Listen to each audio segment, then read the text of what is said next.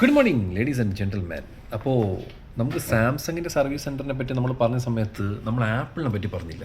ഇപ്പോൾ തന്നെ ഒരുപാട് പേരുടെ ഐഫോൺ 13 14 ലേറ്റസ്റ്റ് അപ്ഡേറ്റ് ഇടുന്ന സമയത്ത് പച്ച ലൈൻ, ഡിസ്പ്ലേ അടിച്ചു പോകൽ, ബ്ലാക്ക് ഔട്ട് തുടങ്ങിയ സാധനങ്ങളൊക്കെ വരുന്നുണ്ട്. അപ്പം ഇപ്പോഴത്തെ പ്രശ്നം എന്ന് പറഞ്ഞു കഴിഞ്ഞാൽ ആപ്പിളിന് പ്രോപ്പർ ഒരു സർവീസ് സെൻറ്റർ ഇതുവരെ ഇന്ത്യയിലില്ല. നമുക്ക് ചെയ്യാൻ പറ്റുന്നൊരു കാര്യമുണ്ട് കേട്ടോ. ഇതൊരു അൺഓർത്തഡോക്സ് ആയിട്ടുള്ളൊരു സജഷനാണ്. വെറുപ്പിക്കുക എന്നാണ് ഈ ഒരു അൺഓർത്തഡോക്സ് പരിപാടിയുടെ ടാഗ് ലൈൻ.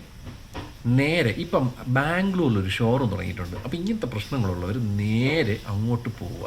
എന്നിട്ട് പറയാം, നമ്മൾ നിങ്ങളെ പ്രോഡക്റ്റ് ഇവിടെ നിന്ന് മേടിച്ചതാണ്, ഇന്ത്യയിൽ നിന്ന് മേടിച്ചതാണ്, മറ്റെവിടെ നിന്ന് മേടിച്ചതാണ്, ഇതാണ് അവസ്ഥ, നമ്മൾ എന്ത് ചെയ്യണമെന്ന് അവരുടെ അടുത്ത് പോയി വെറുപ്പിക്കുക. അത് നടക്കും.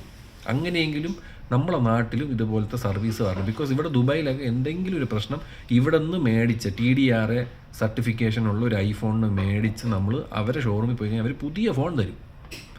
അങ്ങനെയുള്ള ഒരു സ്ഥലത്ത് നമ്മൾ എന്തിന് 14,000 20,000 കൊടുക്കണം? പോയിൻ്റല്ലേ?